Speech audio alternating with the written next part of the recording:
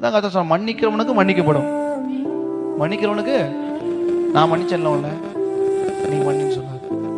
நீ மன்னிக்கலையா, நானும் உன்னை மன்னிக்க மாட்டேன். இரக்கம் உள்ளவனுக்கு இரக்கம் காட்டப்படும், இரக்கம் இல்லாதவனுக்கு இரக்கம் இல்லாத நியாய தீர்ப்பு செய்யப்படும்.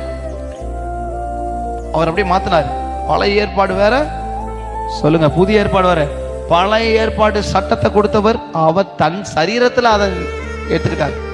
நான் நிறைவேற்றிட்டேன், இனி நீங்க என்ன பின்பற்றுங்க, நான் சொல்றேன் அப்படி சொன்னார். நான் தானே அடிக்க சொன்னேன், நான் தானே கொல்ல சொன்னேன், இப்ப நான் மன்னிக்கிறேன். என் ரத்தம் பாவம் பெருகிற இடத்துல கிருபை அதை விட பெருகிச்சு. ஆமென் சொல்லுங்க. பாவிகளை நீதிமான்கள் ஆக்கவே, பாவிகளை ரட்சிக்கவே கிறிஸ்து இயேசு உலகத்திற்கு வந்தா என்கிற வார்த்தையை அவர் ப்ரூஃப் பண்ணார். கைவயமா பாவத்தோட வந்தான்.